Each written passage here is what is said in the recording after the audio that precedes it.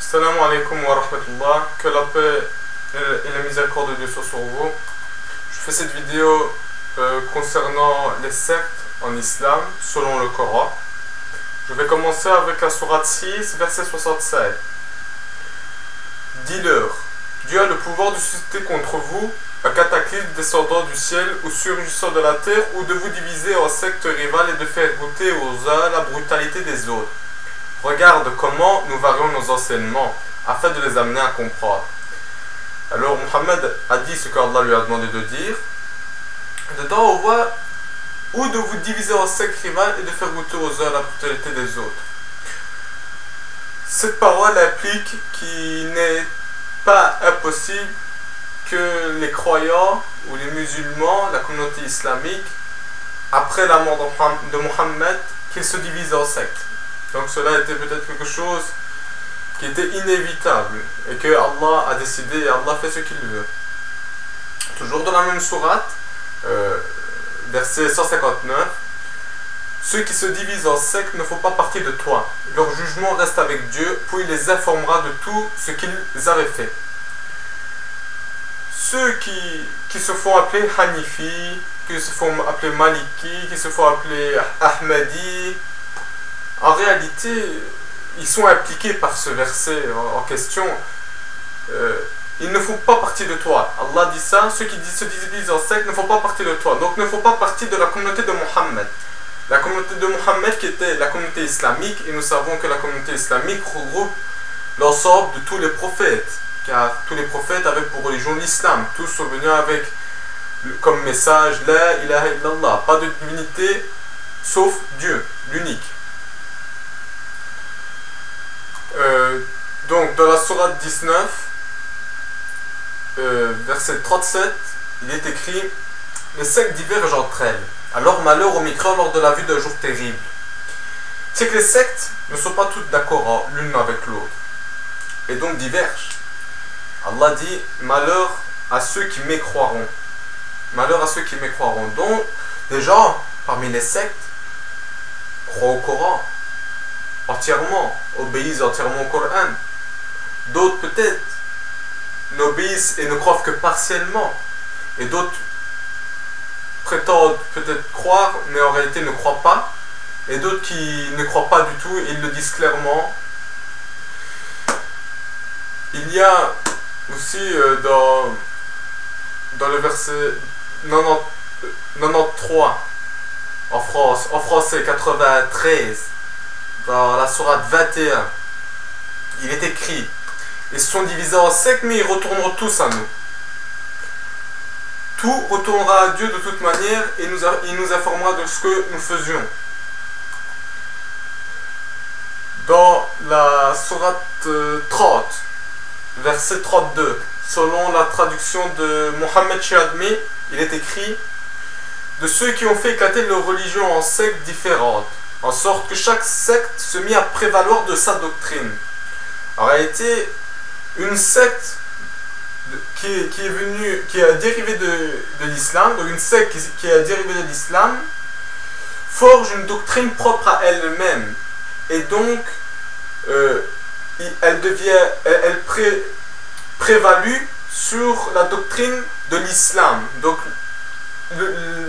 la pure religion de Dieu. Donc, la secte s'approprie une doctrine propre à elle-même et donc prend le dessus sur la doctrine de Dieu.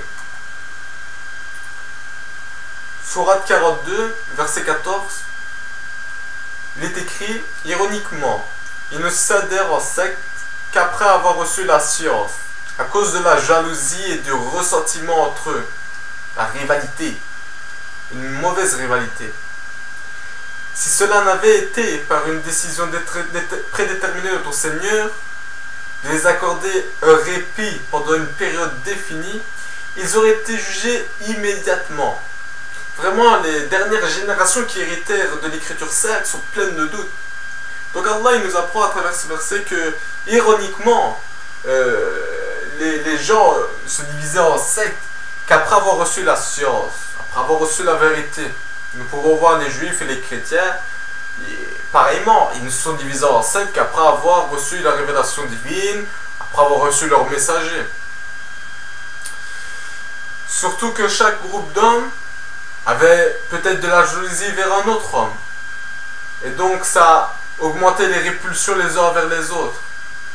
Et ça a suscité une division claire, peut-être même réalisée par une guerre. Ça peut aller là. Si Allah n'avait pas décidé de les châtier directement, c'est qu'il y a une raison. C'est qu'il y a une raison. C'est pour que nous permettre de réfléchir.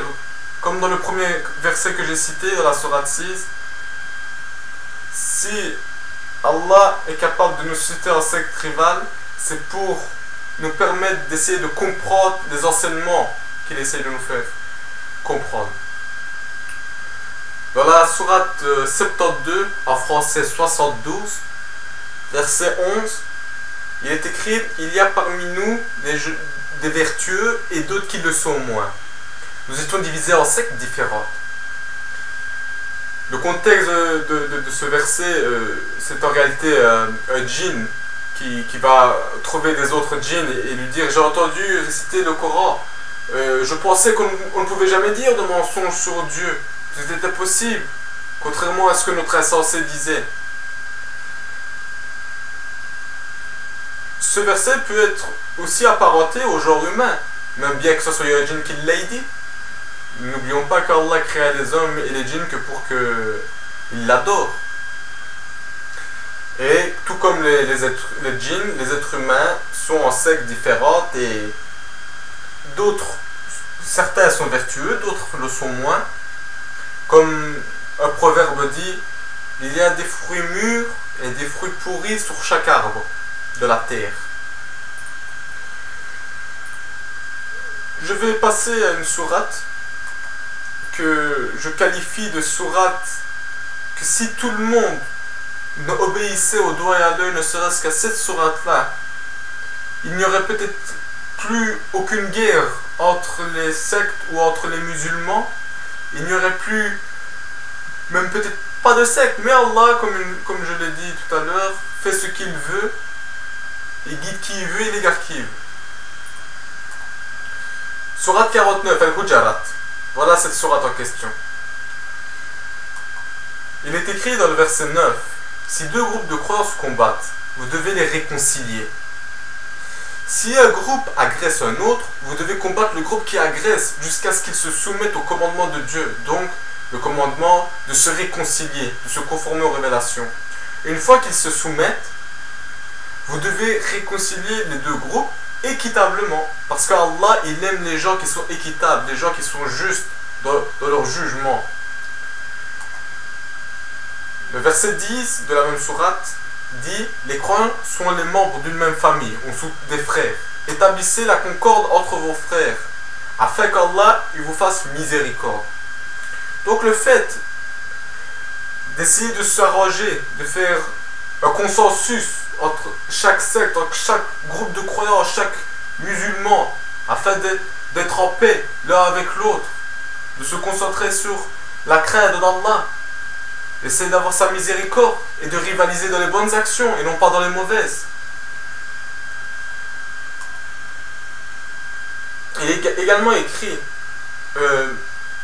dans le verset 11 de la même sourate, « Ô vous qui avez cru, qu'un groupe ne serait pas d'un autre groupe, ceux-ci sont peut-être meilleurs qu'eux, et que des femmes ne seraient pas d'autres femmes, celles-ci sont peut-être meilleures qu'elles. Ne vous dénigrez pas et ne vous lancez pas mutuellement des sobriquets injurieux. Quel vilain mot, que perversion lorsqu'on a déjà la foi. Et quiconque ne se repent pas, ceux-là sont des gens injustes. » Regardez comme Allah, dans ce verset, il assimile les groupes d'hommes divergeant entre eux et s'insultant entre eux, au même titre que les femmes le faisant entre elles. C'est vraiment un enseignement à méditer, je dirais.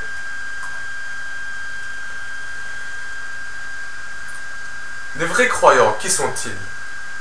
Qui sont-ils les vrais croyants? Cette réponse se trouve dans toujours la même sourate, verset 15.